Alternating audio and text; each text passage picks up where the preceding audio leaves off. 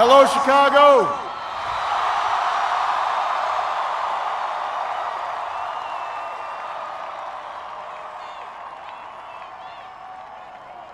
If there is anyone out there who still doubts that America is a place where all things are possible, who still wonders if the dream of our founders is alive in our time, who still questions the power of our democracy, tonight is your answer.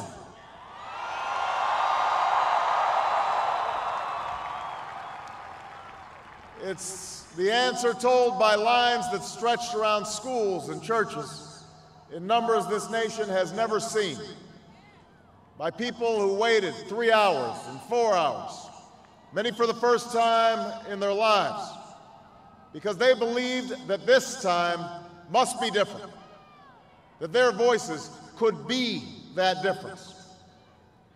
It's the answer spoken by young and old, rich and poor, Democrat and Republican, black, white, Hispanic, Asian, Native American, gay, straight, disabled and not disabled, Americans who sent a message to the world that we have never been just a collection of individuals or a collection of red states and blue states. We are and always will be the United States of America.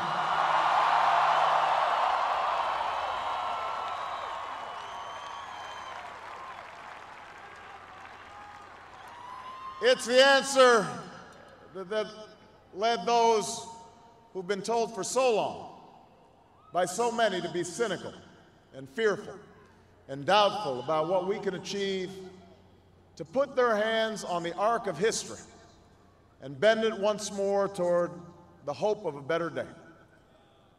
It's been a long time coming, but tonight, because of what we did on this day, in this election, at this defining moment, change has come to America.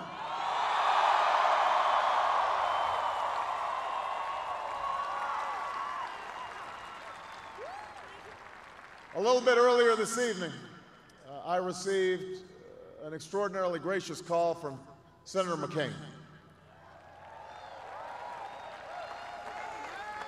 Senator McCain fought long and hard in this campaign, and he's fought even longer and harder for the country that he loves.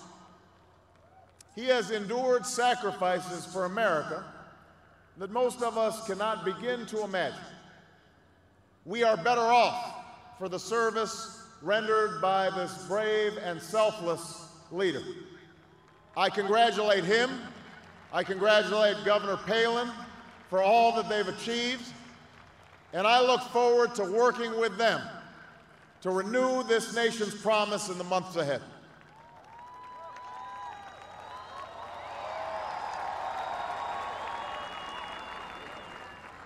I want to thank my partner in this journey, a man who campaigned from his heart and spoke for the men and women he grew up with on the streets of Scranton and rode with on the train home to Delaware, the Vice President-elect of the United States, Joe Biden.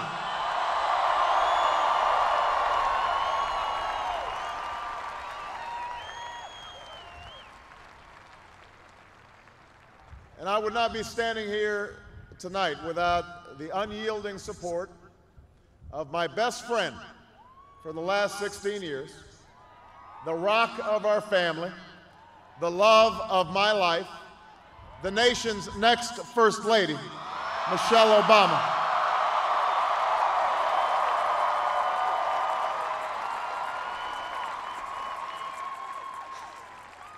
Sasha and Malia, I love you both more than you can imagine, and you have earned the new puppy that's coming with us to the White House.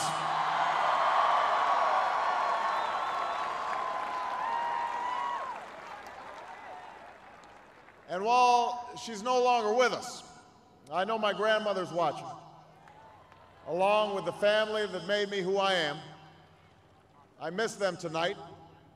I know that my debt to them is beyond measure.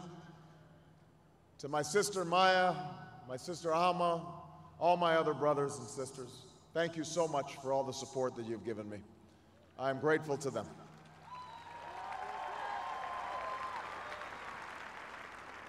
To my campaign manager, David Plouffe,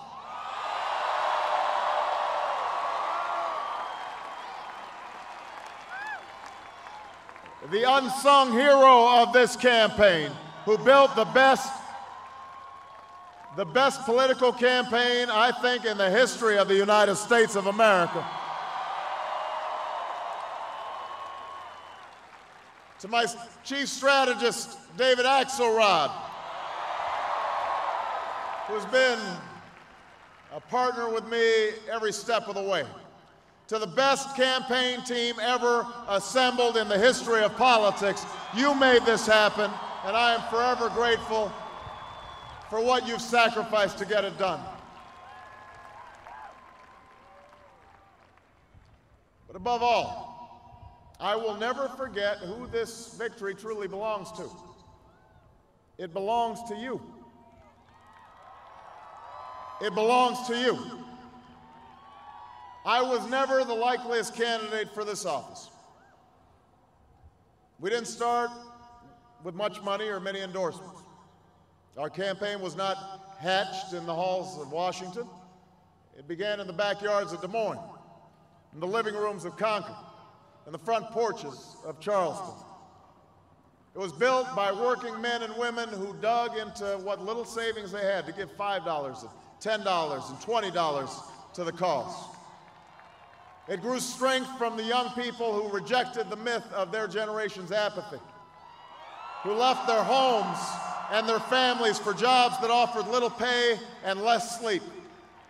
It drew strength from the not-so-young people who braved the bitter cold and scorching heat to knock on doors of perfect strangers, and from the millions of Americans who volunteered and organized and proved that more than 2 centuries later, a government of the people, by the people, and for the people has not perished from the earth. This is your victory.